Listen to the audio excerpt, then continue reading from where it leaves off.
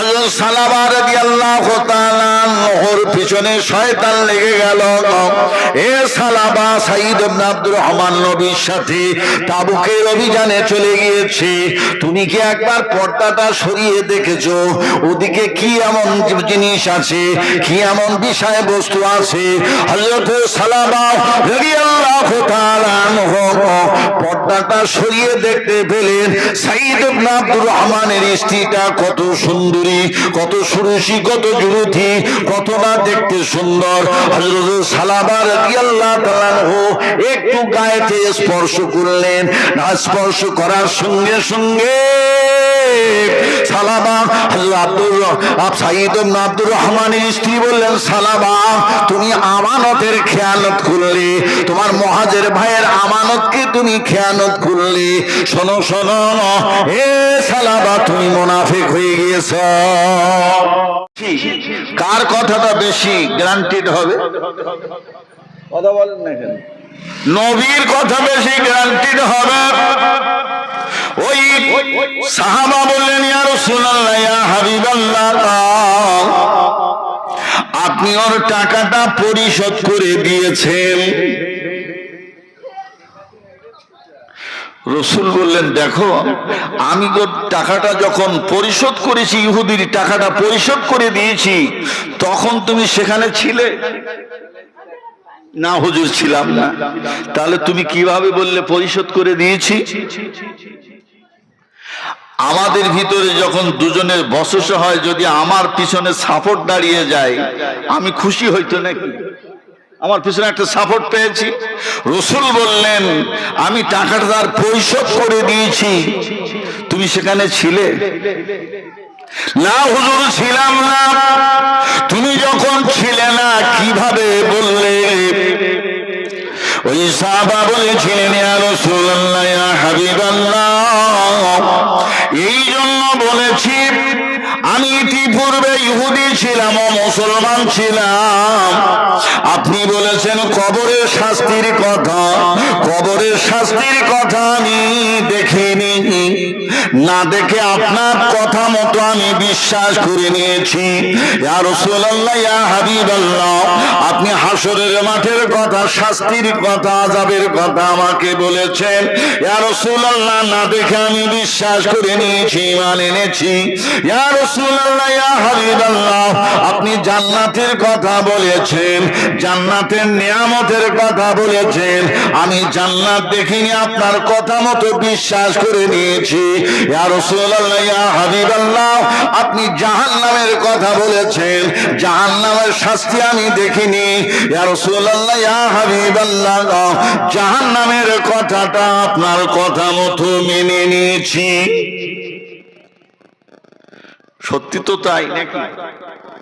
আমরা কেউ কবরের শাস্তি দেখেছি বাবা? আমরা কেউ হাসরের মাঠের শাস্তি দেখেছি, আযাব দেখেছি? জান্নাতের আরামের কথা আমরা কেউ দেখেছি, আরাম দেখেছি? জান্নাত কটা? জান্নাত 8টা, আর জাহান্নাম 7টা। জান্নাত মানে কি বাবা? জান্নাত বলতে বিভিন্ন গাছগাছালি দিয়ে যে সুসজ্জিত বাগান হয়, আরবিতে বলে জান্নাত, বাংলায় বলে বাগান।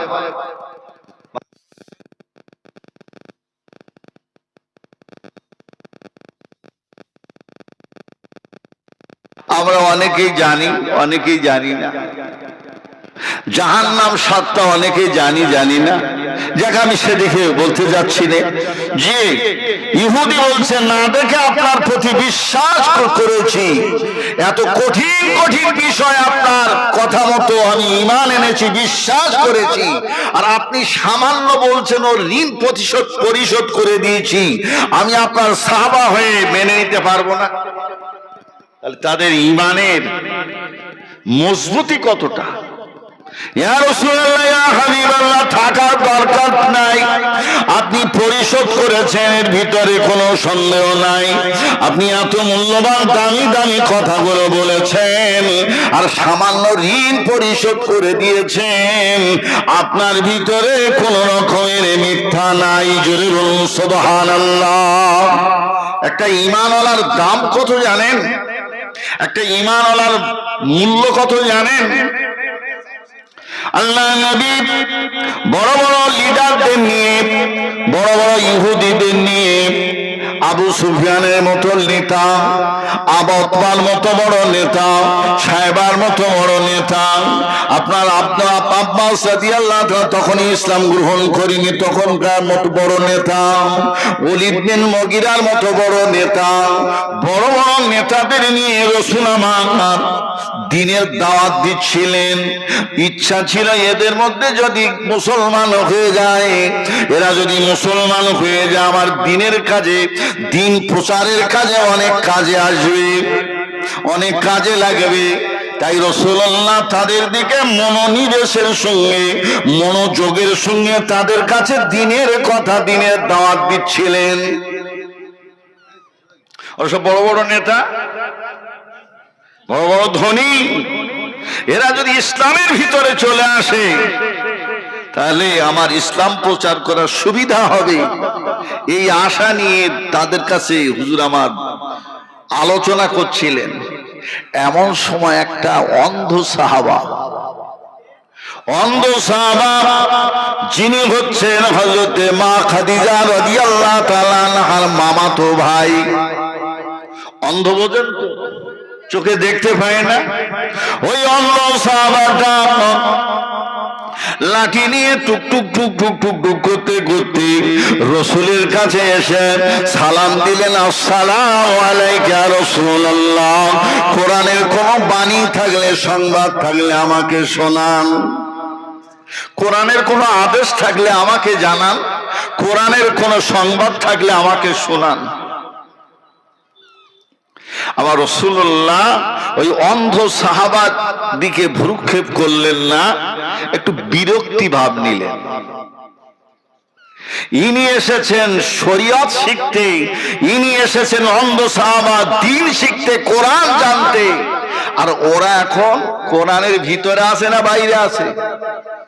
বাইরে আছে।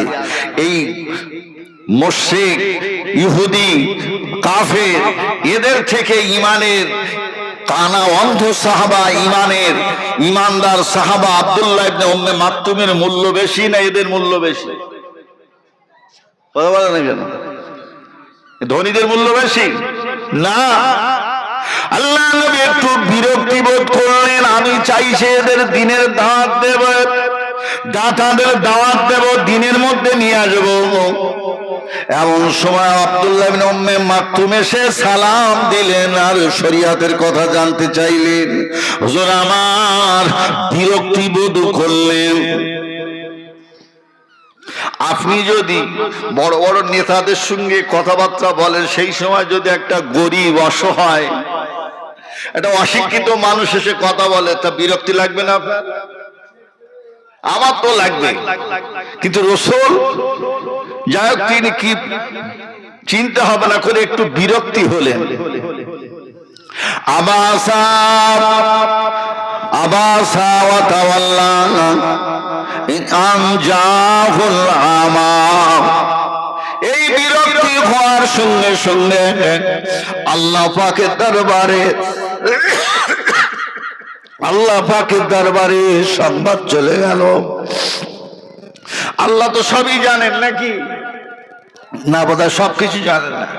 জি, আল্লাহ বলেছেন আল্লাহু ইয়ালামু মা তুসিরু ওয়াল্লাহু ইয়ালামু মা ফিস সামাওয়াতি ওয়া মা ফিল আরদি ওয়া ইয়ালামু মা তুসিরুনা ওয়া মা তু'লিনুন আল্লাহু আলীমুম বিযাতিস সুদূর। আল্লাহ কি বললেন? আল্লাহ কি জানালেন? আকাশ কটা বা? সাতটা। খলাকা সাবআ সামাওয়াতিন তিবাকা, সাতটা স্তরে আকাশকে তৈরি করেছে। একটা আকাশ থেকে আর একটা আকাশের দূরত্ব 500 বছর। 500 বছরের রাস্তায় একটা আকাশ থেকে আর একটা আকাশের দূরত্ব কত বললাম? 500 বছর। তা সপ্তম আকাশ 3.5 লক্ষ বছর, আপনার কিনা বছরের ব্যবধান 7টা আকাশ। আল্লাহ বললেন আল্লাহু ইয়ালামু মা ফিস সামাওয়াত, সব সপ্তম আসমান সমূহ যা কিছু আছে, ওমা ফিল আরদি আর সপ্তম জমিনে যা কিছু আছে, ইয়ালামু আমি আল্লাহ সবই কিছু অবগত। বলে বর্জরে বলুন সুবহানাল্লাহ। একটা ইঞ্জিনিয়ার মেশিন তৈরি করেছে, একটা ইঞ্জিনিয়ার কি তৈরি করেছে? মেশিন তৈরি করেছে। মেশিন যে ইঞ্জিনিয়ার তৈরি করেছে সে বেশি জানে না আরেকজন বেশি জানে? তার ভিতরে কোথায় কি ফাঁসফাতি আছে সে তো সবই জানবে। আল্লাহ আসমান সৃষ্টি করেছেন, জমিন সৃষ্টি করেছেন, আসমানের ভিতরে যা কিছু আছে সাত তবক আসমানেতে আর পৃথিবীতে যা কিছু আছে আল্লাহ বলছেন ইয়ালামু আমি সবই অবগত আছি। রাসূলুল্লাহ সাল্লাল্লাহু আলাইহি ওয়াসাল্লাম ওই অন্ধ সাহাবা আব্দুল্লাহ ইবনে উম্মে মাকতুম রাদিয়াল্লাহু তাআলা আনহুর প্রতি বিরক্তি ভাব প্রকাশ করেছে। আল্লাহর অগোচরে থাকবে নাকি? আল্লাহ কথা শেষ করিনি, ওয়া ইয়ালামু মা তুসিরুনা ওয়া মা তু'লিনুন আল্লাহু আলিমুম বিযাতিস সুদূর। আল্লাহ বললেন শোনো বান্দা, হে বান্দা শোনো শোনো, আমার একটু পানি খাওয়ার ব্যবস্থা করো। জিকির করি লা ইলাহা ইল্লাল্লাহ, লা ইলাহা ইল্লাল্লাহ, লা ইলাহা ইল্লাল্লাহ, লা ইলাহা ইল্লাল্লাহ মুহাম্মাদুর রাসূলুল্লাহ। সুবহানাল্লাহ।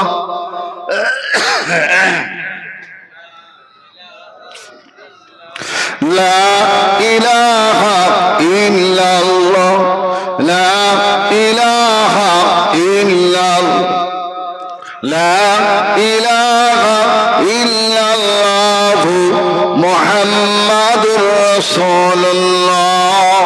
আল্লাহ কি জানালেন?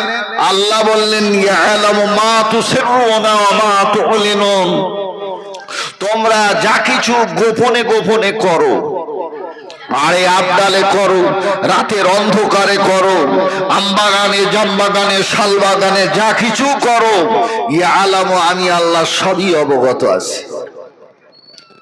তাহলে আমার ভিতরে কি আছে আল্লাহ পাক জানেন। আল্লাহ বললেন আল্লাহু আলিমুম বিযাতিস সুদূর, আমি আল্লাহ বলছি তোমার অন্তরের সংবাদ আমি রাখি। জোরে বলুন সুবহানাল্লাহ। রাসূলুল্লাহ সাহাবা আব্দুল্লাহ ইবনে উম্মে মাকতুম রাদিয়াল্লাহু তাআলা আনহু তিনি বুঝতে পেরেছেন যে এই সময়টায় আসা ঠিক হয়নি আমার। যেহেতু রাসূল বিরক্তি বোধ করেছেন, রাসূলুল্লাহ দরবার ছেড়ে চলে যাচ্ছেন, নবীর দরবার ছেড়ে। এমন অবস্থাতে আল্লাহ পাক কোরআন নাযিল করলেন। আবাসা বলে একটা সূরা 30 পারাতে আছে। আমার নবী আমার রাসূল আমার অন্ধ আপনার অন্ধ সাহাবা আব্দুল্লাহ ইবনে উম্মে মাকতুম ঈমানদার ব্যক্তির দিকে আপনি কেন বিরক্তি ভাব প্রকাশ করলেন? রাসূলের কাছে যখন সংবাদ এসে গেল, নবীর কাছে যখন সংবাদ হলো, নবী আর থাকতে পারলেন না। রাসূল আমার যে পথ দিয়ে আব্দুল্লাহ ইবনে উম্মে মাকতুম এসেছিল ওই পথের দিকে যেতে লাগলেন। কিছুদূর এগিয়ে আব্দুল্লাহ ইবনে উম্মে মাকতুম রাদিয়াল্লাহু তাআলা আনহুর সামনে গিয়ে দাঁড়িয়ে গেছে। বাবা আব্দুল্লাহ ইবনে উম্মে মাকতুম, চলো বাবা ফিরে চলো। না হুজুর আমি যাব না। চলো বাবা চলো। তুমি কি আমার উপরে অসন্তুষ্ট হয়েছো? ইয়া রাসূলুল্লাহ, না আমি অসন্তুষ্ট হইনি। তাহলে ফিরে চলো। তুমি যদি ফিরে না যাও তাহলে আমি কি বুঝবো? আমি বুঝবো তুমি আমার উপরে অসন্তুষ্ট হয়েছে। চলো বাবা। আল্লাহ নবীর কথা শুনে আব্দুল্লাহ ইবনে উম্মে মাকতুম অন্ধ সাহাবা ফিরে চলে গেলেন। আল্লাহ নবী নিজের চাদরখানা বিছিয়ে দিলেন। বাবা বসো বাবা। আল্লাহ নবী চাদর মোবারকখানা উঠিয়ে নিয়ে আব্দুল্লাহ ইবনে উম্মে মাকতুম রাদিয়াল্লাহু তাআলা আনহু চোখে মুখে চুমা খেয়েছিলেন। জোরে বলুন সুবহানাল্লাহ। সেই দিন থেকে আব্দুল্লাহ ইবনে উম্মে মাকতুম রাদিয়াল্লাহু তাআলা আনহুর প্রতি রাসূলুল্লাহর একটা ভালোবাসা আলাদা রকমের ছিল। বলুন সুবহানাল্লাহ। যে কথা আমি বলছিলাম, আল্লাহ বললেন ইয়া আইয়ুহাল্লাযীনা আমানু, ঈমানদারদের দেখে বললেন, মুমিন ওয়ালাদের দেখে বললেন, ইত্তাকুল্লাহ, এই তোমরা আল্লাহকে ভয় করো, ইত্তাকুল্লাহ, আল্লাহকে ভয় করো, আল্লাহকে ভয় করো। ওয়াল তানজুর নাফসুম মা কদ্দামাত লিগাদ, তোমরা কি ভেবেছো, তোমরা কি মনে করেছো, তোমরা কি চিন্তা করেছো আগামী দিনের জন্য তোমরা কি পাঠিয়েছো? কে বলছেন? আল্লাহ বলছেন ওয়াত্তাকুল্লাহ। কাকে ভয় করতে বলছে? আল্লাহকে ভয় করতে বলছে। আল্লাহকে ভয় করতে বলছে না, আল্লাহ নিজেই। যে মানুষটার ভিতরে ভয় থাকবে সেই মানুষটা অন্যায় কাজ করতে পারবে, সে মানুষটা অন্যায় কাজ করতে পারবে না। আল্লাহ সামিউম বাসীর, আল্লাহ দেখেন শোনেন আমার যে কথাগুলো আমি বলছি। আল্লাহ বললেন মা ইয়ালফিযু মিন কাওলিন ইল্লা লাদাইহি রাকীবুন আতীদ।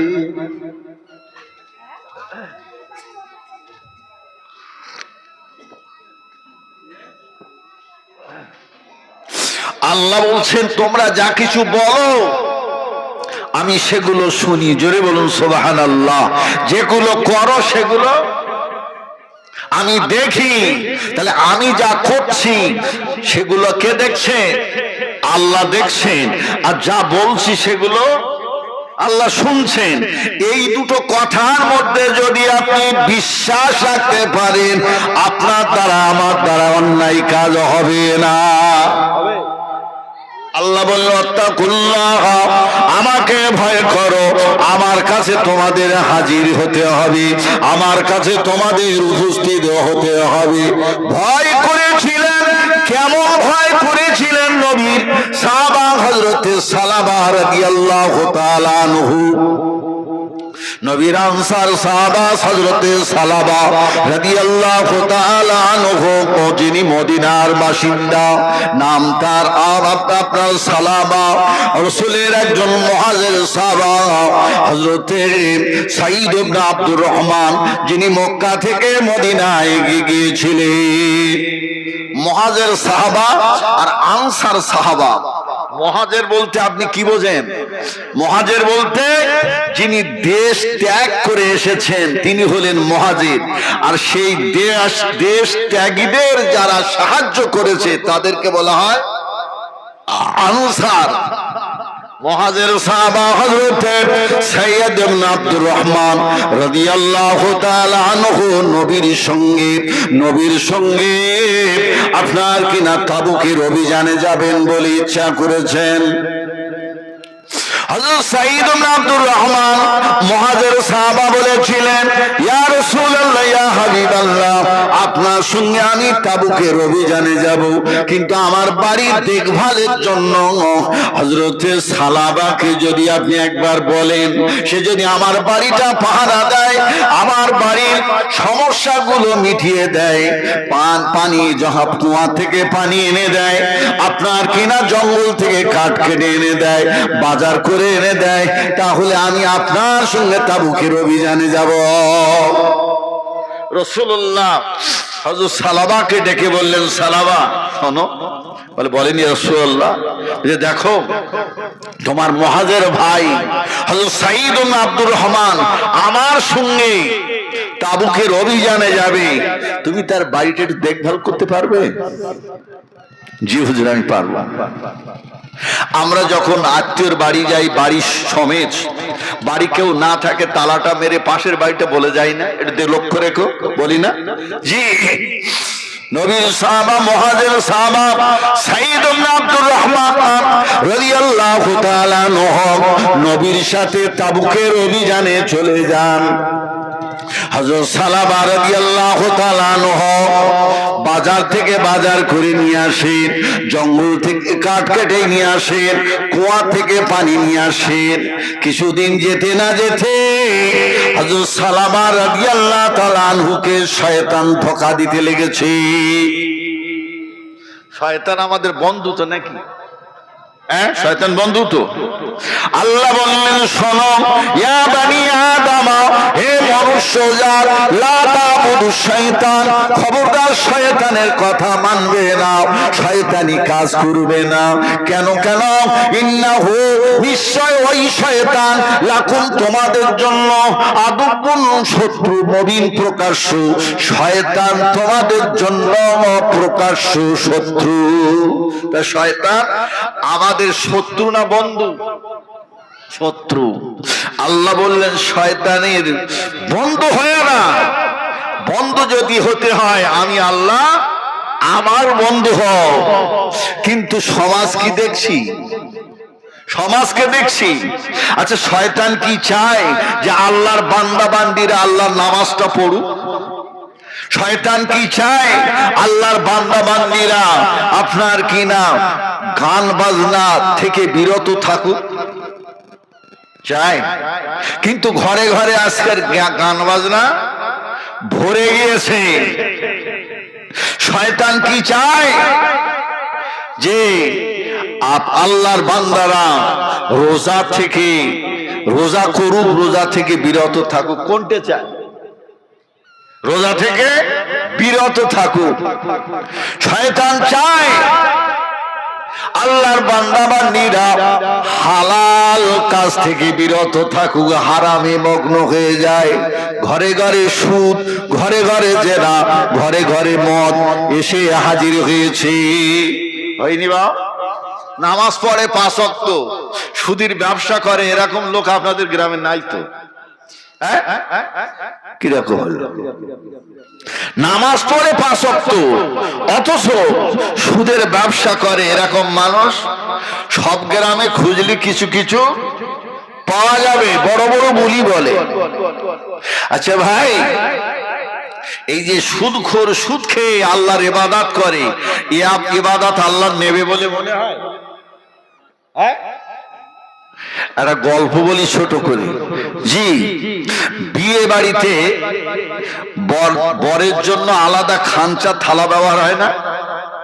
সব জায়গায় হয়। কত সুন্দর করে খাঞ্চাটা থালায় সাজায় বলেন না? বিরিয়ানি, ভাত, তাতে আবার পরোটা, তাতে আবার ডিম ভাজা, আলু ভাজা, মাছ ভাজা, পটল ভাজা, আপনার কিনা দই, মিষ্টি, আবার মাঝখানের ভিতরে কি থাকে? একটা আস্ত মুরগি ভাজা। এই আপনাদের দিকে দেয় নাকি? তাহলে সব জায়গায় লাইন আছে, অসুবিধা কিছু নেই।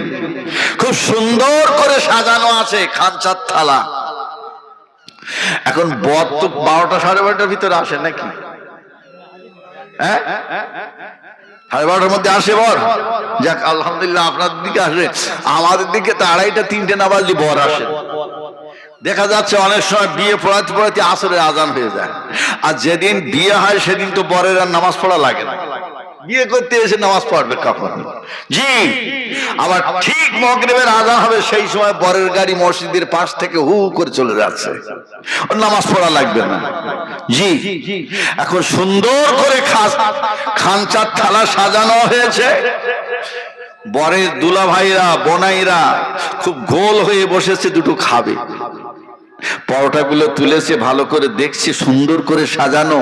এটা আপনার কে ডিম ভাজা, ওটা আলু ভাজা, ওটা মাছ ভাজা, ওটা পটল ভাজা, ওটা পরোটা, ওটা আপনার সালাদ, ওটা মুরগির গোশ, ওটা গরুর গোশ, খুব সুন্দর করে সাজানো। কিন্তু তার মাঝখানে দেখতে পাওয়া যাচ্ছে একটু পায়খানা লেগে আছে। ভাই খানসা খাবে? কেন একটু সরিয়ে দে, খেলি কি হয়? বলে হুজুর খাওয়া তো দূরের কথা, বিয়ে টেকে কিনা সন্দেহ। তাই তো এত সুন্দর করে খানচার থালা সাজানো, এত সুন্দর করে খানচার থালা সাজানো, আর তাতে 20টা এলো কিভাবে? নিশ্চয় পরিকল্পিত ভাবে এতে দেওয়া হয়েছে। জি, এই সমস্যা নিয়ে বিয়ে টেকানো শক্ত হয়ে যাবে, ঠিক কিনা? ভাইরা বাবাজিরা, আল্লাহ পাকের সৃষ্টি এত সুন্দর করে খালচার থালা সাজানো, নিয়ামত দিয়ে সামান্য নাপাক লেগে আছে, মানুষ হয়ে তুমি খেতে পারলে না, তোমার ঘৃণা জন্মালো, তোমার অবজ্ঞা হলো, তোমার অসুবিধা হলো, খেতে পারলে না। সুদকে আল্লাহ হালাল করেছে না হারাম করেছে? সুদ ওই পায়খানার থেকে অনেক অনেক গুণে বেশি হারাম।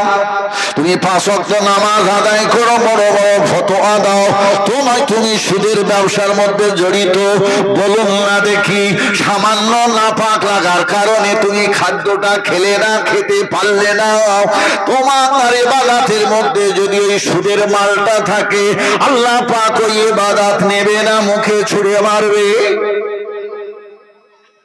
আমার কথা বোঝা যাচ্ছে? হযরত সালামা রাদিয়াল্লাহু তাআলা আনহু পিছনে শয়তান লেগে গেছে। শয়তান হলো মানুষের শত্রু। কিভাবে জাহান্নামে নিয়ে যাওয়া যাবে, কিভাবে তাকে দোজখে ফেলা যাবে, আপ্রাণ চেষ্টা সে চালিয়ে যাবে। একমাত্র কারণ এই মানুষ জাতির জন্য জাহান্নামী হয়েছিল নাকি? আল্লাহ পাক আদমকে সেজদা করতে বলেছিলেন, ও বলল আমি করব না, আমি মাটি আগুনের তৈরি, আর আদম কিসের তৈরি? মাটির তৈরি। আগুনের গতি উপরের দিকে, মাটির গতি কোন দিকে? নিচের দিকে। অতএব আমার গতি উপরের দিকে, আমি মাটির কাছে মাথা নত করতে পারবো না। অহংকার, এরকম অহংকার তো আমার আপনার মধ্যে নেই তো। জি, দুটো টাকা হলে অহংকারে ফেটে পড়ছি, দুটো টাকা হলে অহংকারে ফেটে পড়ছি, একটু এলেম হলে অহংকারে ফেটে পড়ছি, একটু দেখতে ভালো হলে অহংকারে ফেটে পড়ছি না। আল্লাহ বললেন আল্লাহু লা ইউহিব্বুল ফাখুরা। না না না, শোনো শোনো, আল্লাহু লা ইউহিব্বুল ফাখুরা, আমি আল্লাহ অহংকার পছন্দ করি না।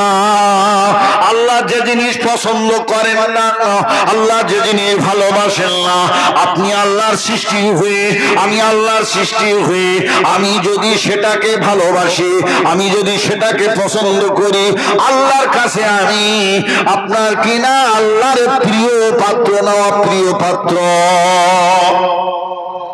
হযরত সালামা রাদিয়াল্লাহু তাআলা আনহুর পিছনে শয়তান লেগে গেল। এ সালামা, সাঈদ ইবনে আব্দুর রহমান নবীর সাথে তাবুকের অভিযানে চলে গিয়েছে, তুমি কি একবার পর্দাটা সরিয়ে দেখেছো ওদিকে কি এমন জিনিস আছে, কি এমন বিষয়বস্তু আছে? হযরত সালামা রাদিয়াল্লাহু তাআলা আনহু পর্দাটা সরিয়ে দেখতে পেলেন সাঈদ ইবনে আব্দুর রহমানের স্ত্রীটা কত সুন্দরী, কত সুরসী, কত যুবতী, কত না দেখতে সুন্দর। হযরত সালামা রাদিয়াল্লাহু তাআলা আনহু একটু গায়েতে স্পর্শ করলেন, না স্পর্শ করার সঙ্গে সঙ্গে সালামা সাঈদ ইবনে আব্দুর রহমানের স্ত্রী বললেন, সালামা তুমি আমানতের খেয়ানত করলে, তোমার মুহাজির ভাইয়ের আমানতকে তুমি খেয়ানত করলে। শোনো শোনো, হে সালামা, তুমি মুনাফিক হয়ে গিয়েছ। মুনাফিকের চিহ্ন হলো 3টি। কটি? মুনাফিক বলে জি, মুনাফিকের বাংলা কি? দ্বিচারিতা, মুনাফিকি, দুমুখ বাংলা কথায় বলে। এর কাছে ভালো শাস্তে চায়, যা বলার ওখানে বলে, ওখান থেকে ঘুরে এসে শুনে এসে ওর কাছেও ভালো থাকতে চায়, ওর কাছেও যা বলে সেগুলো শুনে নিয়ে আরেকজনের কাছে লাগায়। এরকম মুনাফিক নেই সমাজ আছে? রাসূল বললেন সালাসা মুনাফিকুন, মুনাফিকের 3টে চিহ্ন। কটা চিহ্ন বললাম? 3টো চিহ্ন বললাম। রাসূল বললেন 3টে, আমিও শোনালাম 3টি। আল্লাহ নবী বলেন ইজা হাদাসা কাযিবা, যখন কথা বলে ঘন ঘন মিথ্যা কথা বলে। ওয়াইজা ওয়াদা খেলাফা, ওয়াদা করলে খেলাফ করে। ওয়াইজা আমিনা খান, আর আমানতের মাল আত্মসাৎ করে, খেয়ানত করে। সমাজে সব তো নেই তো, আছে আমানতের মাল খেয়ানো? মোটে নেই। জি, অথচ নামাজ পড়ছে, রোজা করছে, তসবিহ টিপছে, কলমা পড়ছে, হজ করে এসেছে। এরকম মুনাফিকের অভাব সমাজে কম না বেশি? হযরত সালামা যখন শুনলেন মুনাফিক হয়ে গিয়েছি, আমানতের খেয়ানত করেছি, সাইয়্যিদ ইবনে আব্দুর রহমানের স্ত্রীর দিকে কুনজর করেছি, আমি আসামি হয়ে গেছি, জাহান্নামের আসামি হয়ে গেছি। আল্লাহ বলেছেন, ইয়া আইয়ুহাল্লাযীনা আমানুত্তাকুল্লাহ, আল্লাহকে ভয় করো, আল্লাহকে ভয় করো। আমি অন্যায় করেছি। হযরত সালামা রাদিয়াল্লাহু তাআলা ক্রন্দন করতে করতে করতে করতে আপনার কিনা চলে গেলেন পাহাড়ের দিকে, পাহাড় পর্বতের দিকে চলে গেলেন। আর তার খবর নাই, আর তার কোন সংবাদ নাই। এদিকে রাসূলুল্লাহর সঙ্গে হযরতে সাইয়্যিদ ইবনে আব্দুর রহমান তাবুকের অভিযান সেরে বাড়ি এসেছে। বিদেশ থেকে মানুষ এলে দেশের লোক পাড়ার লোক একটু দেখা করতে যায় না? হজ করতে গেলে, ওমরা করতে গেলে অনেক দিন পরে বাড়ি এসে আসলে একটু দেখা সাক্ষাৎ করতে যায়। সাইয়্যিদ ইবনে আব্দুর রহমানের সঙ্গে তার প্রতিবেশীরা, তার আত্মীয়রা সবাই দেখা করতে আসে। হযরত সাইয়্যিদ ইবনে আব্দুর রহমান বলেছিলেন, হে আমার জীবন সঙ্গিনী বিবি রে, আমার সেই মহান সার ভাই হযরত সালামা তো আমার সঙ্গে দেখা করতে এলো না। বিবি বলেছিলেন, ও আমার জীবন সঙ্গী, বিবি আমার স্বামী জীবন সঙ্গী, শুনুন শুনুন, সালামা মুনাফিক হয়ে গিয়েছে, আমানতে খেয়ানত করে ফেলেছে। সে সেই বাড়ি ছেড়ে ওই পাহাড়ের দিকে, পর্বতের দিকে চলে গেছে। আল্লাহর ভয়তে বের হয়ে গেছে। আহা, হযরত সাইয়্যিদ ইবনে আব্দুর রহমান দেখলেন, ও তো আমার ভাই, আনসার ভাই, একটা অন্যায় করে ফেলেছে, তা আমি ভাই হিসাবে ক্ষমা করতে পারিনি। এরকম তাদের আপনার চিন্তা ভাবনা। আর আমার মায়ের পেটের ভাই অন্যায় করলে আমি ভাই হিসাবে ক্ষমা করতে পারিনি। মারামারি, কাটাকাটি, খুনোখুনি, রক্তারক্তি, এক বাড়ির ভিতরে 3টে পাঁচিল। জি, নবীর কথা। রাসূল বলেছেন, তুমি অতক্ষণ পর্যন্ত পূর্ণ মুমিন মুসলমান হতে পারবে না, মান সালিমাল মুসলিমুনা মিন লিসানি ওয়া ইয়াদিহি, যতক্ষণ তোমার হাতের দ্বারায়, যতক্ষণ তোমার মুখের দ্বারায় আরেকটা মুসলমান নিরাপদে না থাকে। মারছে কে? মুসলমান। মরছে কে? মুসলমান। থানায় কে? অধিকাংশ মুসলমান। কোর্টে কে? অধিকাংশ মুসলমান। জেলে কে? অধিকাংশ মুসলমান। ভুল বললাম নাকি? কত নবীর প্রতি ভালোবাসা, কত নবীর প্রতি মহব্বত। নামাজের কথা কোরআন শরীফে কতবার এসেছে, আর ধৈর্যের কথা কতবার এসেছে, বুঝতে পারেননি কথা? 92 বার ধৈর্যের কথা এসেছে। তাহলে নামাজের থেকে ধৈর্যের কথা বেশি এসেছে। যে কথায় বেশি গুরুত্ব দেওয়া হয় সেই কথাটা বারবার বলা হয়, তা ঠিক কি না? জি, তাহলে সেই ধৈর্য মুসলমানের মধ্যে কম হয়ে গেছে। রাসূলের ধৈর্য শুনবেন, দিন ও দুনিয়ার বাদশা হাবিবুল্লাহ জনাবে মুহাম্মদ রাসূলুল্লাহ সাল্লাল্লাহু আলাইহি ওয়াসাল্লাম নবী আমার মসজিদে নববীতে বসে আছে। ছোট্ট একটা ইহুদির বাচ্চা এসে আমার রাসূলুল্লাহকে বলে, মুহাম্মদ কি হয়েছে বাবা? নবীকে বলছে মুহাম্মদ, ইহুদির বাচ্চা। আর রাসূলুল্লাহ বলছে, কি হয়েছে বাবা? রাসূল বলেছেন, মাল্লাম ইয়ারহাম সাগীরানা ওয়া লাম ইয়াকির কাবীরানা ফালাইসা মিন্না। রাসূল বলেন, যারা বড়দের সম্মান না করে, ছোটদের স্নেহ না করে, সে আমার উম্মত নয়, উম্মত নয়। সম্মান আছে বাজারে, ছোটদের প্রতি ভালোবাসা আছে, ও কথা বলতে গেলে, ব্যাখ্যা করতে গেলে অনেক সময় আমি সেদিকে যাব না। ইহুদির বাচ্চাটা এসে নবীকে বলে, মুহাম্মদ কি হয়েছে বাবা? মুহাম্মদ, আজকে দুপুর বেলা আমাদের বাড়িতে তোমার দাওয়াত, যাবে তো মুহাম্মদ? হ্যাঁ যাব। আহা, বিশ্ব নবী আমার সাহাবাদের বিদায় দিয়ে মসজিদে নববী থেকে বিদায় দিয়ে গুটি গুটি পায়ে ইহুদির বাড়িতে হাজির হয়ে যায়। ইহুদির বাড়িতে পৌঁছানোর পরে ইহুদি নবীকে দেখে জিজ্ঞাসা করলো, মোহাম্মদ কি সংবাদ? তোমার ছেলে দাওয়াত করেছে, তোমার ছেলে দাওয়াত করেছে তাই এসেছি। ইহুদি বলছে, ছোট্ট একটা কথা, ছেলের কথা শুনে তুমি চলে দাওয়াতে চলে এলে। অপমান করেছে না সম্মান দেখিয়েছে? অপমান হয়ে গেছে। রাসূলুল্লাহ বললেন, তাহলে আমার আশাটা ঠিক হয়। চলে গেলেন। দ্বিতীয় দিন রাসূল আমার সাহাবাদের নিয়ে মসজিদে নববী শরীফে আলোচনা করছিলেন। সেই বাচ্চাটা আবার দ্বিতীয় দিন গিয়ে মসজিদের জানালার কাছে গিয়ে বলছে, মোহাম্মদ কি হয়েছে বাবা? আজকে না আমাদের বাড়িতে তোমার দুপুরের দাওয়াত, যাবে তো মোহাম্মদ? আমি হলে কি করতাম? হাতা কুটো দিন না। কালকে তুমি দাওয়াত দিয়ে গিয়েছিলাম, তোমার আব্বা আমাকে অপমান করে ফিরত পাঠিয়েছে। আজকে তুমি দাওয়াত দিতে এসেছো, হাতের দিকে এসে তোমার দাওয়াত দেওয়াচ্ছি। এই কথা বলতাম তো নাকি? রাসূল বললেন, ঠিক আছে বাবা, যাও তুমি। রাসূলুল্লাহ সাহাবাদের বিদায় দিয়ে রীতিমতো দুপুর বেলা ওই ইহুদির বাড়িতে গিয়ে হাজির। ইহুদি আমার নবীকে দেখে বলেছিলেন, হে মুহাম্মদ কি সংবাদ? হে মুহাম্মদ কি সংবাদ? আজকেও তোমার ছেলে দাওয়াত করেছে তাই এসেছি। ইহুদি কি বলছে? গতদিন ফিরিয়ে দিলাম, আবার ছোট ছেলের কথা শুনে এসেছেন। মক্কা থেকে মদিনায় হিজরত করে খাওয়া দাওয়া খুব ভালো হচ্ছে না মনে হয়। গত দিনের থেকে আজকে দিনে অপমানটা বেশি করেছে না কম করেছে? বেশি করেছে। রাসূল বললেন, আমার আশাটা ঠিক হয়নি। চলে গেলেন। তৃতীয় দিনে নবী আমার মসজিদে নববী শরীফে বসে আছেন। ওই ছেলেটা আবার গিয়ে মসজিদের জানালার কাছে দাঁড়িয়ে বলছে, মোহাম্মদ আজকে তোমার দাওয়াত দিতে এসেছি, তুমি যাবে কিনা বলো?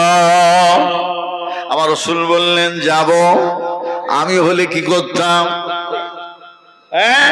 দুটো চারটে বড় মোটা কথা শুনিয়ে দিতাম, প্রয়োজনে দু চার ঘাত চড়ও মেরে দিতাম। রাসূল বললেন, যাব। বালক চলে গেল, বাচ্চাটা চলে গেল। হযরত ওমর রাদিয়াল্লাহু তাআলা বলেছিলেন, ইয়া রাসূলুল্লাহ, ইয়া হাবিবাল্লাহ, আমি সংবাদ পেয়েছি, খবর পেয়েছি, প্রথম দিন ইহুদি আপনাকে অপমান করেছে, দ্বিতীয় দিন অপমান করেছে, আজকে আমি আপনার সঙ্গে ইহুদির বাড়িতে যাব।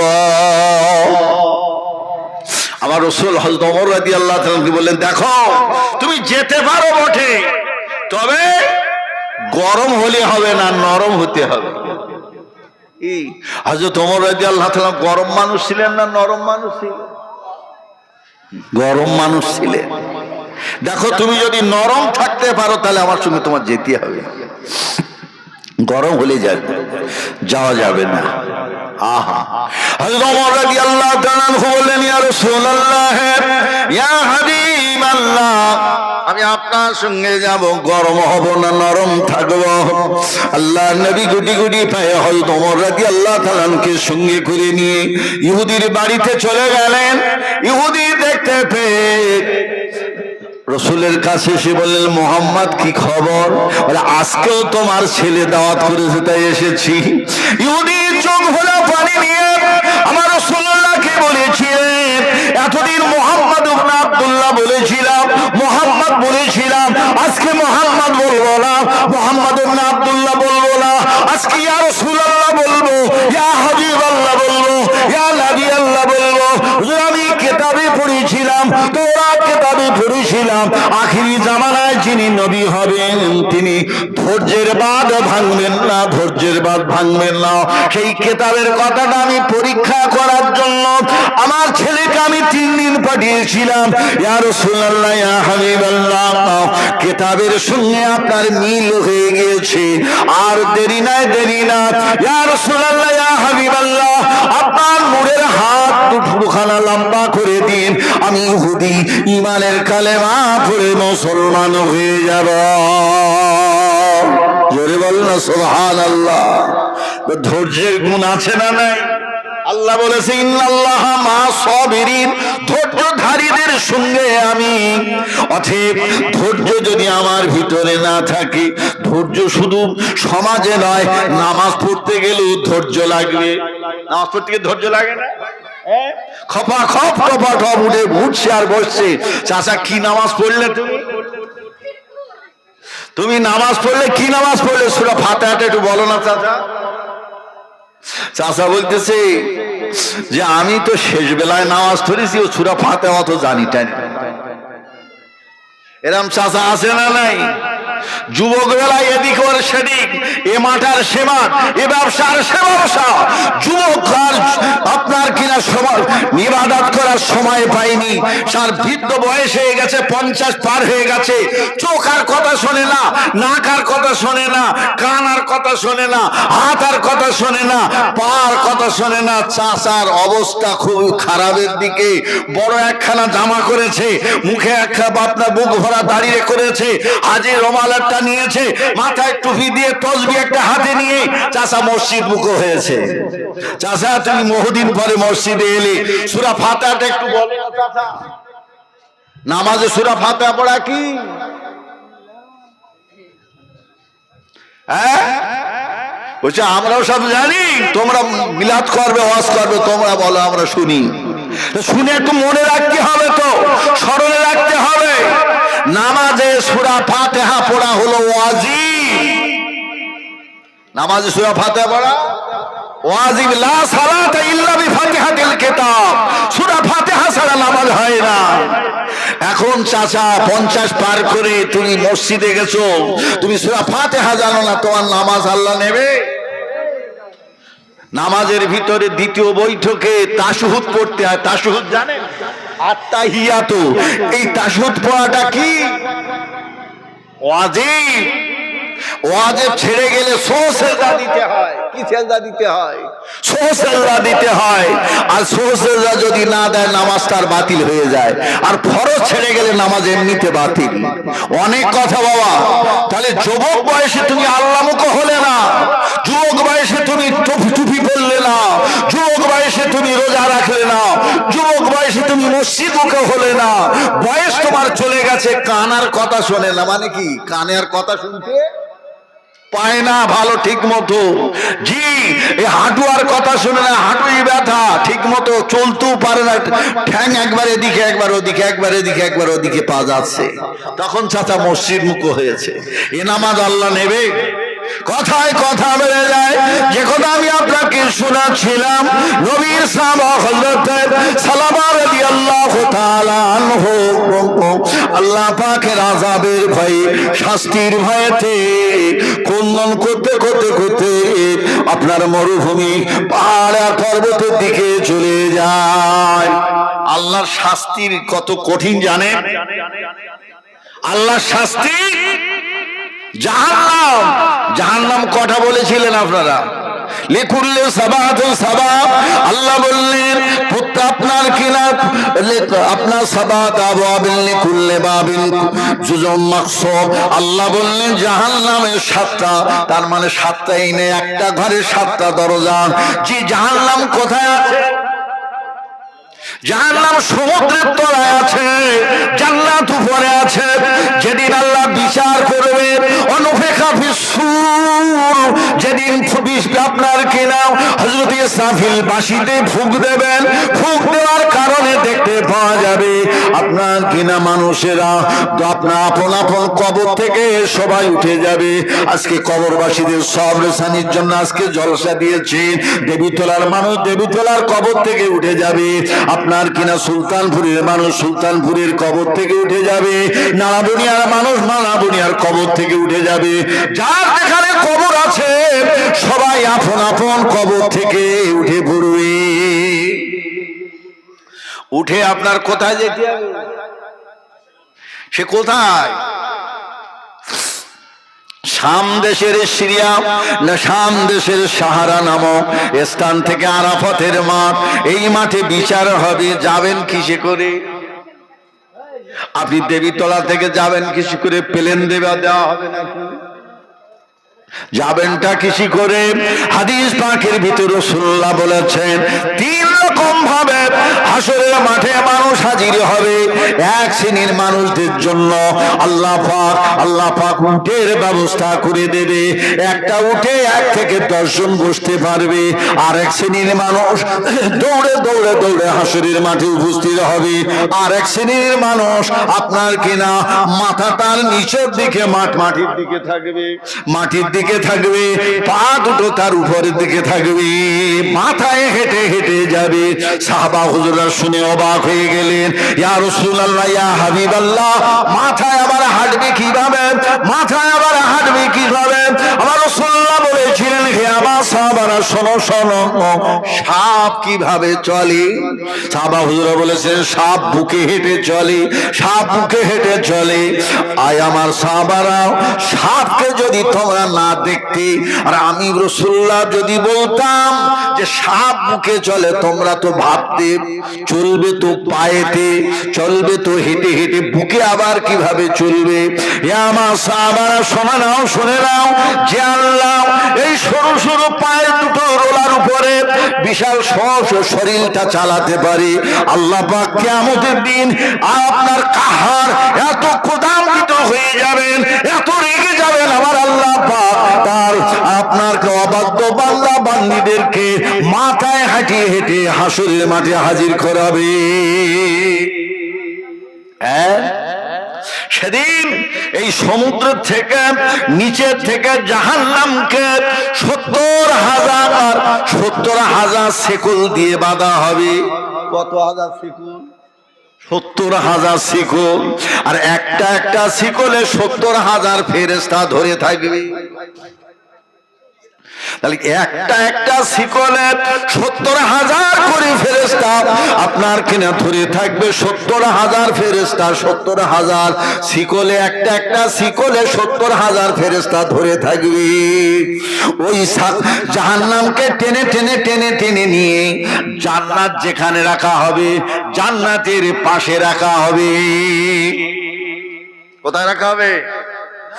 মনে করি এইদিকে বিচার হচ্ছে, এই মাইকের এই সাইডটা বিচার হচ্ছে, আর এই সাইডটা জান্নাত আছে, এই পাশে জাহান্নাম রাখা আছে।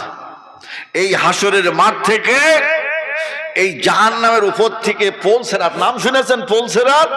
পোলসেরাত গিয়ে জান্নাতের দরজার কাছে লেগে গেছে। জান্নাতের দরজার কাছে পোলসেরাত লেগে গেছে। নিচে কি আছে? কথা বলে না? নিচে জাহান্নাম আছে। পোলসেরাত কত বছরের রাস্তা? রাসূলুল্লাহ বললেন পোলসেরাতটা 1500 বছরের রাস্তা। ও আপনার উর্ধ্ব দিকে যাবে 500 বছর, সমতলে 500 বছর, নিম্নের দিকে 500 বছর, 1500 বছর রাস্তা। নিচে জাহান্নামের আগুন দাউ দাউ দাউ দাউ করে জ্বলছে। আল্লাহ নবী বলেন, শোনো হে আমার সাহাবারা, দুনিয়ার আগুনের থেকে জাহান্নামের আগুনের তেজ 69 ভাগ বেশি। 70-এর থেকে 1 ভাগ দুনিয়ায় আগুন দিয়ে দিয়েছে আল্লাহ। যে আগুন আমরা ব্যবহার করি, ওই আগুন আপনার কিনা ওটা হলো জাহান্নামের 70 ভাগের একটা অংশ আগুন আমরা দুনিয়ায় ব্যবহার করি। বাকি 69 ভাগ আগুন ওই জাহান্নামের তলায় আছে, জাহান্নামের ভিতরে আছে। জাহান্নামীরা বড় বড় বড় বড় আকার ধারণ করে প্রবেশ করবে। কত বড় আকার আপনি বুঝতে পারেন না। জাহান্নামটা 4টে প্রাচীর দিয়ে ঘেরা, 4টে পাঁচিল দিয়ে ঘেরা। কটা পাঁচিল? 4টে পাঁচিল দিয়ে ঘেরা। একটা একটা পাঁচিল, একটা একটা পাঁচিল আপনার কিনা 40 দিন ধরে একটা মানুষ একটা না হাঁটতে হাঁটতে হাঁটতে হাঁটতে যতটা রাস্তা যাবে, একটা পাঁচিল ততটা মোটা হবে। তাহলে এক একটা পাঁচিল অতটা করে মোটা, ওর ভিতরে জাহান্নামের আগুন থাকবে। জাহান্নামের আগুনটা বর্তমানে কালো। আল্লাহ পাক জাহান্নামকে যখন আগুনটাকে যখন জ্বালিয়েছিলেন, 1000 বছর জ্বালানোর পরে ওই আগুনের রং হয়ে যায় আপনার লাল। ওই 1000 বছর ওই লাল আগুনটা জ্বালাবার পরে ওই আগুনের রং হয়ে যায় নীল। আবার 1000 বছর জ্বালানোর পরে ওই জাহান্নামের আগুনের রং হয়ে যায় কালো। জি, শুধু জাহান্নামীদের এই কানের লতি থেকে কাঁধের দূরত্ব কত হবে জানে? এই জাহান্নামীদের কানের লতি থেকে নিয়ে আপনার কিনা এই কাঁধ পর্যন্ত 4 মাইল দূরত্ব হবে। কত বড় আপনার কিনা শরীর থাকবে সেদিন। দাঁতগুলো হবে অহদ পাহাড়ের মতো, মোটা মোটা অহদের পাহাড়ের মতো। আমি আপনি যখন জান্নাতে যাব, আমাদের আকৃতি কত বড় হবে বলে মনে হয়? এই যেরকম আছে এইরকম। আমাদের আদম আলাইহিস সালাম কত লম্বা ছিলেন জানেন? আমাদের আদি পিতা 120 হাত লম্বা ছিলেন। জি, 60 হাত লম্বা ছিলেন, অন্য হাদিসে এসেছে। তাহলে আমরা যখন জান্নাতে যাব, আমাদের দেহগুলো ওই রকম 60 হাত লম্বা হবে। জি, কথায় কথা বেড়ে যায়। এত ভয় হযরতে সালাবা রাদিয়াল্লাহু তাআলার ভিতরে এসে গেল। জাহান্নামের খাদ্য আপনার আগুনে জ্বলার সঙ্গে সঙ্গে পানি পিপাসা লাগবে, সেই পানি পান করে দেওয়া হবে। আল্লাহ বললেন লা বারদা ওয়ালা শারাবা ইল্লা হামিমা ওয়া গাসসাকা, তাদেরকে গরম পানি দেওয়া হবে, পূজার রক্ত দেওয়া হবে। হাদিস পাকে রাসূল বললেন ওই পূজার রক্ত যদি একটা বালতি পৃথিবীতে দেওয়া হয়, গোটা পৃথিবীটা দুর্গন্ধময় হয়ে যাবে, মানুষ বসবাস করতে পারবে না। জাহান্নামীদের খাবার হবে আপনার কিনা পূজার রক্ত, আপনার কিনা গরম পানি। তখনই পানি চাবেন, জাহান্নামের ভিতরে গিয়ে এত ক্ষুধা পেয়ে যাবে, ক্ষুধার্ত হয়ে যাবে। আল্লাহর কোরআনে আল্লাহ বলেছেন 4 রকম ফলের ব্যবস্থা আছে। একটা হলো জারির ফল, একটা হলো জারির ফল, যে ফল খাওয়ার সঙ্গে সঙ্গে গলাতে আটকে যাবে, নাও ভরে যাবে, লা ইউসমিনু ওয়ালা ইউগনি, ক্ষুধা নিবৃত হবে না। তার কি নাম? সে ফল খেতাম আপনার কি নাম খাওয়ার পরে তার গলায় আটকে যাবে, শরীরের কোনো পুষ্টি দেবে না। গলায় সাধারণত আটকে গেলে আমরা কি করি? ভাত খেতে খেতে খাখার দিলেও না যায়, তখন কি বলে একটু পানি খাও। ওই পানি খাবে তো পানি চাইবে, তখন ওই গরম পানি দেওয়া হবে।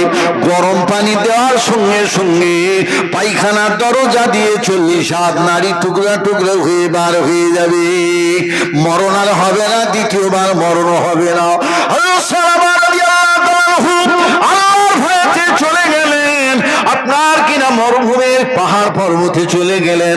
হযরতে সাইদ ইবনে আব্দুর রহমান মনে করলেন আমার তো ভাই বটে, আপনার আনসার ভাই, আমার সাহায্যকারী ভাই বটে, ভাই একটা অন্যায় করেছে, আমি ভাই হিসাবে কি তার ক্ষমা করতে পারি না? খুঁজতে লেগেছে, আস্তে আস্তে খুঁজতে হযরত সালাবা রাদিয়াল্লাহু তাআলা আনহুকে পেয়ে যায়।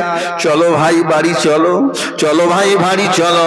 হযরত সালাবা রাদিয়াল্লাহু তাআলা বলেছিলেন ভাই বাড়ি তো আমি যাব, কিন্তু আমি তো জাহান্নামের আসামি হয়ে গিয়েছি।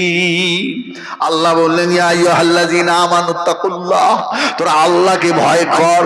ওয়াল তানজুর নাফসুন, তোরা কি একবার ভেবেছিস, তোমরা কি একবার চিন্তা করেছো আগামী দিনের জন্য তুমি কি পাঠাচ্ছ? একবার চিন্তা করেছো? ভালো পাঠাচ্ছ না মন্দ পাঠাচ্ছ? নামাজ পাঠাচ্ছ না বেনামাজ পাঠাচ্ছ? রোজা পাঠাচ্ছ না বেরাজা পাঠাচ্ছ? হালাল পাঠাচ্ছ না হারাম পাঠাচ্ছ? দান পাঠাচ্ছ না সুদ পাঠাচ্ছ? তুমি কি একবার ভেবে দেখেছো? ভাবনা মানুষের ভিতরে নাই, হই হই করে দিন যায়, রাত আসে, রাত যায়, দিন আসে। ভেবেছিলেন হযরত ইব্রাহিম বিন আদহাম, নাম শুনেছেন? ইব্রাহিম বিন আদহাম রাহমাতুল্লাহি আলাইহির কাছে ভক্তরা এসে বলছে হুজুর আপনি ওয়াজ নসিহত একটু দরবারে গিয়ে করুন। আমরা আপনার ওয়াজ শোনার জন্য লালায়িত, আপনি একটু দরবারে এসে ওয়াজ করুন। হযরত ইব্রাহিম বিন আদম বলেছিলেন, আমি চারটে চিন্তার মধ্যে ব্যস্ত হয়ে আছি। এই চারটে চিন্তা যতদিন আমার সমাধান না হবে ততদিন আমি দরবারে গিয়ে বসার সময় পাবো না, সময় আমার নাই। কি এমন কঠিন চিন্তার মধ্যে রয়েছেন, কি এমন ভাবনার মধ্যে আছেন? ইব্রাহিম বিন আদম বলেছিলেন, চারটে চিন্তার মধ্যে এক নম্বর চিন্তা হলো আমার আল্লাহ পাক যখন আমাদেরকে তৈরি করেছিলেন, আমাদের রূহগুলো হযরতে আদমের পিঠ থেকে বার করে দুটো ভাগ করেছিলেন। একটা ভাগকে লক্ষ্য করে বলেছিলেন, এরা জান্নাতি, আমি আল্লাহ, এরা জান্নাতি হলে আমার কোনো আসে যায় না। আর এক দলকে লক্ষ্য করে বলেছিলেন, এরা জাহান্নামী, এরা জাহান্নামী হলে আমার কোনো আসে যায় না। কে বলেছিল? আল্লাহ বলেছিলেন। এ আমার ভক্তরা শোনো শোনো, আমি ইব্রাহিম বিন আদম ওই চিন্তায় ব্যস্ত আছি যেদিন বলেছিলেন আল্লাহ যে তোমরা জান্নাতি, তোমরা জান্নাতি হলে আমি আল্লাহ আমার কোনো যায় আসে না। তোমরা জাহান্নামী হলে আমার যায় আসে না। আমি ইব্রাহিম বিন আদম সেদিন কোন দলে ছিলাম? জান্নাতীদের দলে ছিলাম না জাহান্নামীদের দলে ছিলাম? আমি ইব্রাহিম বিন আদম এখনো উদ্ধার করতে পারিনি। উদ্ধার করতে গেলে কার সাথে বন্ধুত্ব পাতাতে হবে? আল্লাহর সাথে বন্ধুত্ব পাতাতে হবে। আল্লাহর সঙ্গে বন্ধুত্ব তখনই তো হবে যখনই আল্লাহর কথাগুলো মেনে নিতে পারবো, আল্লাহ পাকের হুকুমগুলো তামিল করতে পারবো, তখনই তো আল্লাহর সঙ্গে বন্ধুত্ব হবে। না তো শয়তানের সঙ্গে বন্ধুত্ব হবে। কটা হুকুম মানছে একবার ভেবেছেন? না, ভাবা হয়নি। বন্ধুত্ব পাঠিয়েছিলেন আপনার কিনা বন্ধুত্ব পাঠিয়েছেন নবীর সাহাবারা, আল্লাহর সঙ্গে বন্ধুত্ব করেছিলেন। বন্ধুত্ব করেছেন যারা আউলিয়া কেরামরা আল্লাহর বন্ধুত্ব করেছিলেন। আল্লাহ বলেছেন, আমার বন্ধু যারা হয়েছে লা খাউফুন আলাইহিম ওয়ালা হুম ইয়াহজানুন, তাদের কোনো ভয় নাই, চিন্তা নাই। অনেক কথা ব্যাখ্যায় আমি যাব না। হযরত সালামা রাদিয়াল্লাহু তাআলা সাঈদ বিন আব্দুর রহমানকে বললেন, ভাই আমি যেতে পারি, তবে আসামি যেমন যায় হাতে তার কড়া বাঁধা থাকে, আসামির বেশে আমি দেশে ফিরতে পারি। হযরত সাঈদ ইবনে আব্দুর রহমান তার হাতে হাত কড়া লাগিয়ে দিলেন, আসামির মতো হয়ে দেশে ফিরছেন। একমাত্র কন্যা খামসানা রাদিয়াল্লাহু তাআলা আনহা, একমাত্র মেয়ে, আপনার কিনা সালাবার একমাত্র কন্যা হযরত খামসানা সংবাদ পেয়েছে আব্বা আসছে। আব্বার কাছে পৌঁছে গিয়ে দেখতে পেলেন হাতে হাত কড়া পরানো রয়েছে। হাত কড়া পরা আছে। আব্বা জান, হাত কড়া কেন? আমি আসামি হয়ে গিয়েছি, আল্লাহর কাঠগোলা আসামি হয়ে গিয়েছি, গুনার খাতায় আমার নাম পড়ে গেছে। এ আমার কন্যা খামসানা, আমাকে একটু হযরত ওমরের কাছে নিয়ে চলো, আমি ওমরের কাছে গিয়ে একটু তওবা পড়ব। সমাজ এখন কি করে? গোনা করছে আরো ঢেকে দিচ্ছে, বলছে করছি, করবই তো। আমার এখন আপনার দলবল, আমার এখন জনবল, আমার এখন অর্থবল, আমার কাছে কে এত টেক্কা দিতে পারে? করবই তো। দলবল, জনবল, লোকবল আবু জেহেলের কম ছিল না, ছিল জি। আল্লাহ পাক রাসূল যখন আবু জেহেলকে শাস্তির কথা শুনিয়েছিলেন, আবু জেহেল বলেছিল, আমার দল বল আছে, আমার জনবল আছে, আমার অর্থের বল আছে। হে মুহাম্মদ, তুমি শাস্তির কথা আমাকে শোনাবে না। আল্লাহ পাক ওই সময় আমার রাসূলকে বলেছিলেন, আমার নবী লাইয়াজমান্নাকুম, ওদেরকে বলো আবু জেহেলকে বলো ওর যত দল আছে, ওর যত জনবল আছে সব এক জায়গায় হাজির করতে বলো। আমি আল্লাহ আমার যে সৈনিক আছে আমিও একত্রিত করছি। আল্লাহ সৈনিক কারা? আল্লাহ সৈনিক ফেরেশতা, জাহান্নামের ফেরেশতা, শাস্তির ফেরেশতা, আযাবের ফেরেশতা। অতএব আবু জেহেল নিরুত্তর হয়ে গিয়েছিল, কোন দলবল খাটবে না। হযরত সালামা রাদিয়াল্লাহু তাআলা আনহু হযরত ওমরের কাছে যাবে তওবা করতে। অন্যায় করেছে, তওবা করার জন্য যাবে। আমি আপনি অন্যায় করে কটা হুজুরের কাছে কিছু বলেন না, হুজুর আমি একটা গুনাহ করে ফেলেছি, আমার একটু তওবা পড়িয়ে দেন। লজ্জা লাগবে না হুজুরের কাছে বলতে গেলে? হযরত ওমর রাদিয়াল্লাহু তাআলা আনহুর কাছে পৌঁছেছে। হযরত ওমর রাদিয়াল্লাহু তাআলা বলেন, কি ব্যাপার, তোমার হাতে হাত করা কেন? বলে, হুজুর আমি আসামি হয়ে গিয়েছি, মুনাফিক হয়ে গেছি, আমাকে একটু তওবা পড়িয়ে দিন। জালালি মেজাজের মানুষ। হযরত ওমর বললেন, তোমাকে দেখে আমার বড্ড রাগ হচ্ছে, তুমি আমার থেকে বিদায় নাও, আমি তোমাকে তওবা পড়াতে পারবো না। তুমি এত বড় একটা অন্যায় করেছো, রাসূলুল্লাহর কথা মতো সাইয়্যিদ আব্দুর রহমানের বাড়ি দেখভালের দায়িত্ব ছিল, তুমি অন্যায় করেছো। রাগী মানুষ রেগে গিয়েছে। হযরত সালামা গুটি পায়ে হযরতে আবু বকর রাদিয়াল্লাহু তাআলা আনহুর বাড়িতে যায়। আবু বকর একই কথা বলেছিলেন। গুটি পায়ে সেখান থেকে ফিরে এসে হযরত আলী রাদিয়াল্লাহু তাআলা আনহুর বাড়িতে যায়। হযরত আলী রাদিয়াল্লাহু তাআলা একই উত্তর দিয়েছিলেন। হযরত ওমর তওবা পড়ালেন না, হযরত আবু বকর তওবা পড়ালেন না, হযরত আলী রাদিয়াল্লাহু তাআলা তওবা পড়ালেন না। কোথায় যাব? চলো একমাত্র সম্বল আমার নবীর কাছে যাব। নবী যদি আমাকে তওবা পড়িয়ে দেয়, আমি পরজগতে শাস্তি থেকে রেহাই পাবো, জাহান্নামের কঠিন শাস্তি থেকে রেহাই পাবো। গুটি পায়ে রাসূলের দরবারে গেলেন। রাসূল বললেন, তোমাকে দেখে আমার জাহান্নামীদের কথা মনে পড়ে যাচ্ছে। জাহান্নামীদের হাতে কোলা বাঁধা থাকবে, লোহার বেড়ি পোড়ানো থাকবে, তুমি কি আসামি? বলে, ইয়া রাসূলুল্লাহ, ইয়া হাবিবাল্লাহ, আমি একটা অন্যায় করেছি। আল্লাহর নবী বললেন, তওবা হবে না আল্লাহর অর্ডার না আসা পর্যন্ত। হযরত সালামা চোখের পানি আর আটকাতে পারে না। কিছু দূরে যাওয়ার পরে একমাত্র মেয়ে খামসানা বললেন, আব্বাজান নবী যখন ফেরত দিয়েছে, আবু বকর যখন ফেরত দিয়েছে, আলী যখন ফেরত দিয়েছে, আমিও আপনার মেয়ে না, আমি আপনার থেকে বিদায় নিচ্ছি। হযরত সালামা রাদিয়াল্লাহু তাআলা আনহু ক্রন্দন করতে মরুভূমির দিকে, পাহাড়ের দিকে চলে গেলেন। এত কাঁদে, আল্লাহ দরবারে তওবা ইস্তিগফার করে। আল্লাহ সবার কাছে গিয়েছি, কেউ আমাকে তওবা করায়নি। আল্লাহ আমি তোমার কাছে তওবা করছি, আল্লাহ তুমি যদি ক্ষমা না করো আমি জাহান্নামের আগুনে জ্বলবো। আর জাহান্নামের আগুনে জ্বলার মতো ক্ষমতা আমার নাই, ও শাস্তি সহ্য করার মতো আমার ক্ষমতা নাই। এমন করে হযরত সালামা খাওয়া পিয়া সব ছেড়ে দিয়েছে, খানা পিনা সব ছেড়ে দিয়েছে, শুধুমাত্র আল্লাহর সিজদায় গিয়ে আল্লাহর কাছে কাঁদেন, আল্লাহর কাছে ইস্তিগফার করেন, আল্লাহ আমাকে ক্ষমা করো। আল্লাহ আপনি বলেছেন ইত্তাকুল্লাহ, আল্লাহ তো আপনাকে ভয় করতে বলেছেন, আল্লাহ সেই কারণে ভয় করছি, আল্লাহ শাস্তির ভয়, তোমার ভয়। আল্লাহ নবী বলেছেন, মাম্বাকা খাশিয়াতিল্লাহ হারামাল্লাহু তিলকা আলাইহিন নার, যে চোখ আল্লাহর ভয়ে কাঁদে ও চোখ জাহান্নামের আগুনে পুড়বে না। হযরত সালামা এত কান্না কাঁদে, চোখের পানি তার আপনার কিনা বন্ধ হয় না।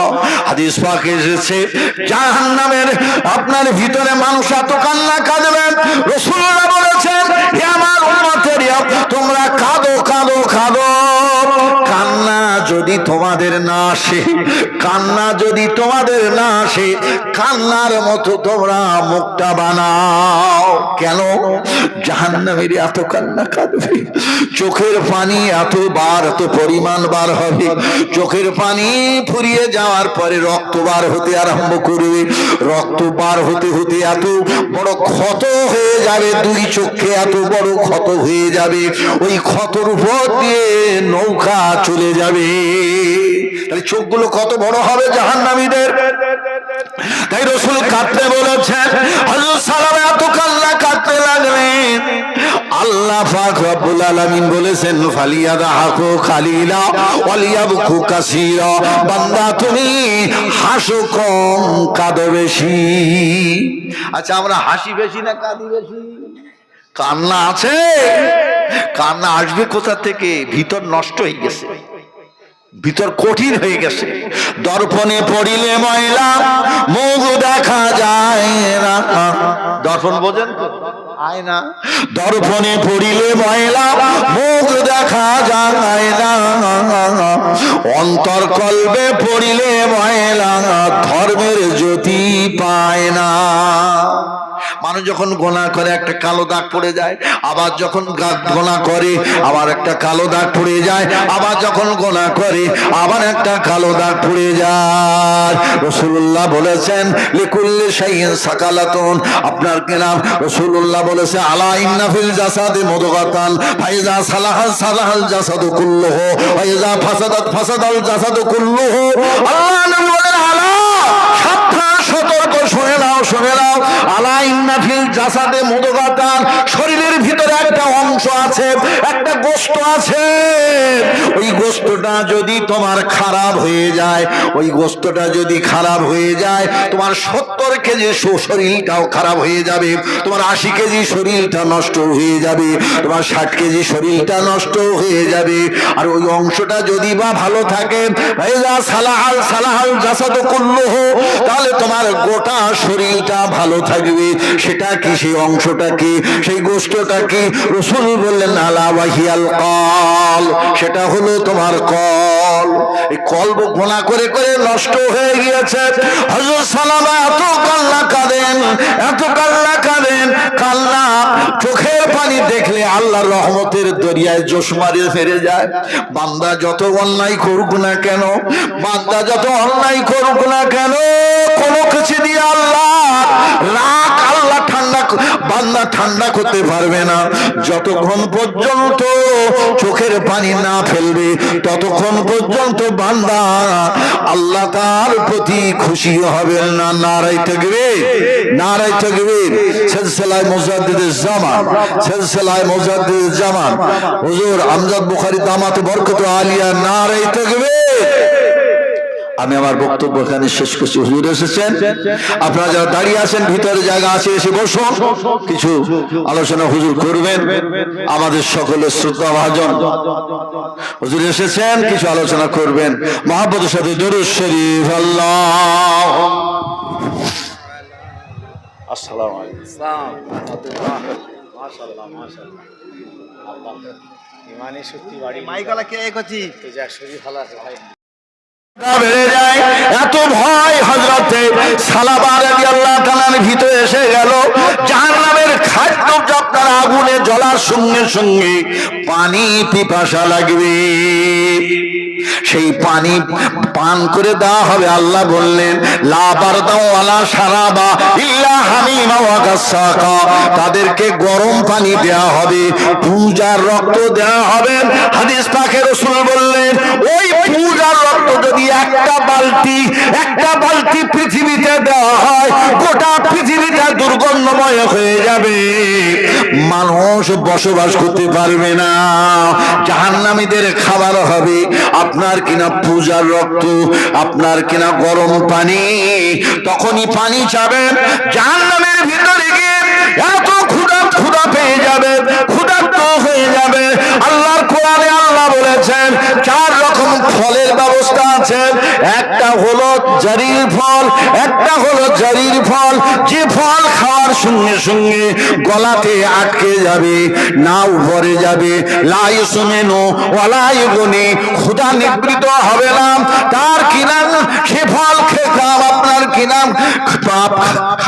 খাওয়ার পরে তার গলায় আটকে যাবে, শরীরের কোনো পুষ্টি দেবে না। গলায় সাধারণত আটকে গেলে আমরা কি করি? ভাত খেতে খেতে খাকার দিলেও না যায়, তখন কি বলি?